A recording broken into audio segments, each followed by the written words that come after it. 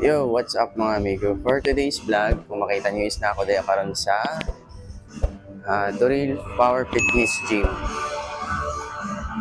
So vlog ta karon guys is mga nasa alas 6 makaron.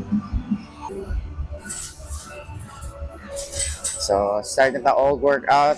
Ang atong una buhaton is mag warm up syempre. 5 minutes to 10 minutes ang warm up bago mo mag-workout. So, pinaka-importante kina. Okay, let's go. 4, 5. Manatag warm up. Mga wala day idea or wala pa nakatuod diri sa Doril Power Fitness Gym. Ano lang siya, atbang lang siya diri sa Buna Tibok. Wala siya. Tapos ito sa pinakatumay niya mga amigo is mo na dito ang Unitap banda. And then diri sa left side na to is mo na diri ang Grocerama. So pag maato mo diri ang yung timanaan lang is kaning Grocerama. Basta sa tabok lang siya mga amigo.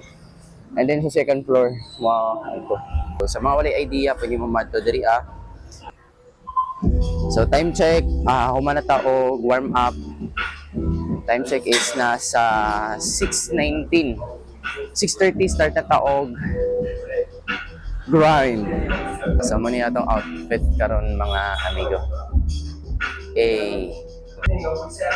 Flex na to na itong hinaguan mo niyo. Right. So tara, start na taog workout. Ang workout na to is shoulder press. So, sa sa shoulder press, makuha lang taog 10 to 12 repetition. So, 3 set na siya and then 2 minutes rest every set. Tapos, ayaw kalimot i-flex kay hinaguan ni mo na. Proceed ta sa real delt. Tapos, bato ni mo siya 3 set, 8 to 12 repetition. Next, kani siya is part yapon ni siya sa shoulder. Tapos, ang atong exercise na to ani isang front delt. So, same lang yapon, 3 set, 8 to 12 repetition. Tapos, mag-rest lang kani og 2 minutes every set.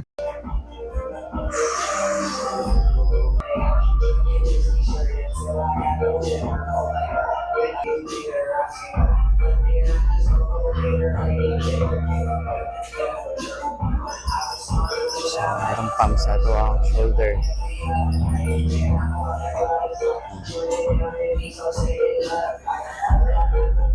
Dako lang tapag nasa gym mga amigo. Kita kay mga unod-unod So muna ang ato ang pump sa ato ang shoulder workout. And then proceed ta sa chest workout mga amigo. Let's go.